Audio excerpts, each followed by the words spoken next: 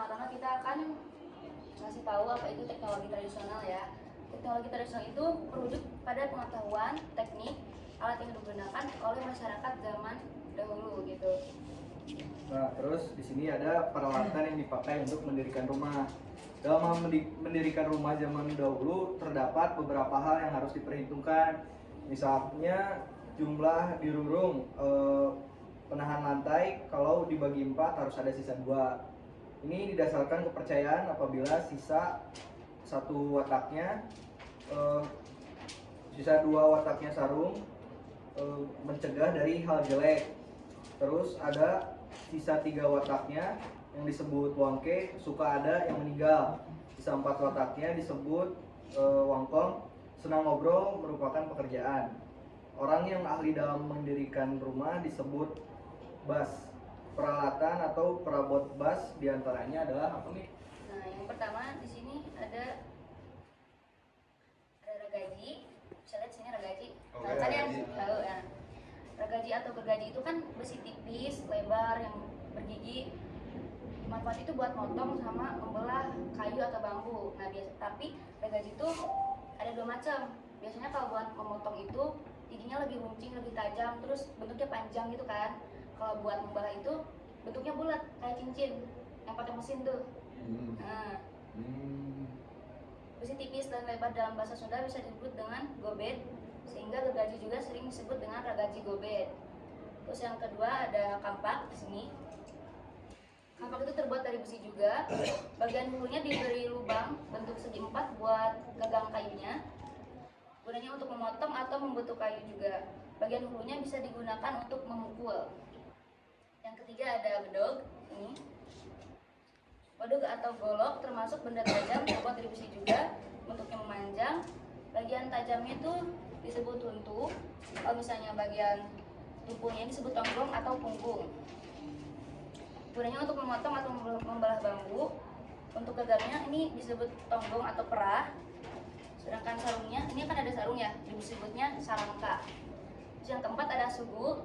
Ini sugu. Sugu itu gunanya buat menghaluskan permukaan kayu, jadi kayak diserut gitu kayunya. Mata serutnya ini disebut pipih. Pipihnya kan punya rumah nih. Ini kan rumah pipih. Ini tuh terbuat dari kayu, tapi dilengkapi dengan penahan dari besi atau pasak. Yang kelima itu ada tatah di sini,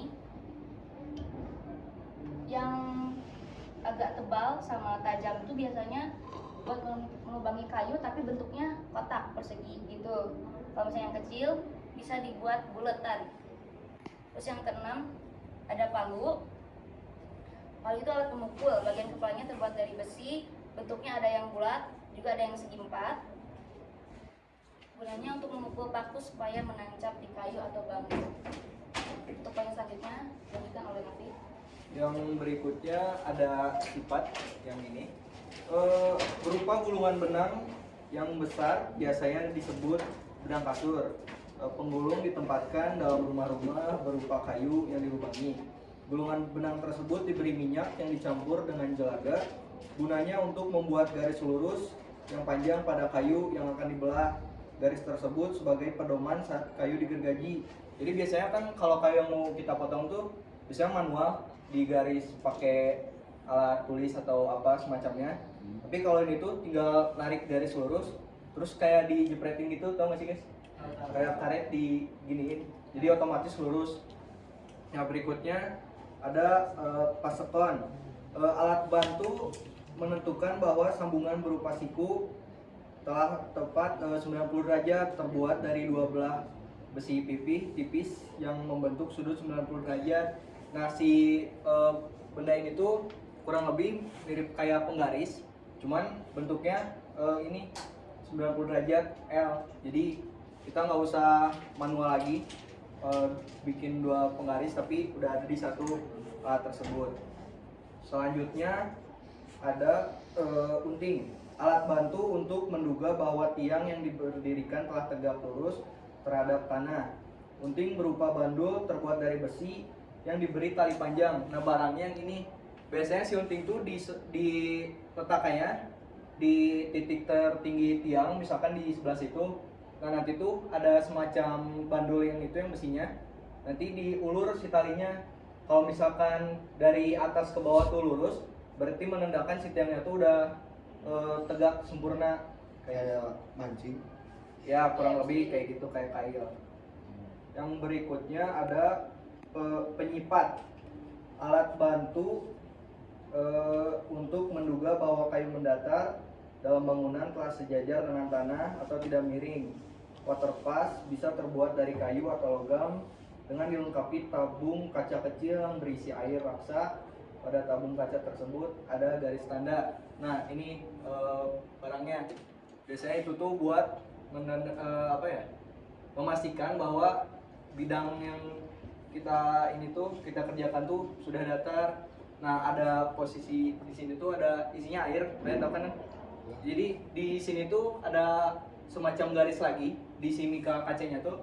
Jadi kalau si gelembungnya di tengah, berarti menandakan bidang itu lurus. Yang terakhir ada meteran, alat ukur untuk mengetahui panjang dan lebar suatu bahan bangunan yang digunakan pada umumnya dalam ukuran metris, meter, sentimeter, dan milimeter. Ini meteran kita udah tahu ya semuanya. Jadi meteran tuh semacam menggaris, cuman digulung untuk mengukur suatu benda atau bidang yang ukurannya cukup besar. Jadi di ujungnya juga ada cantelan.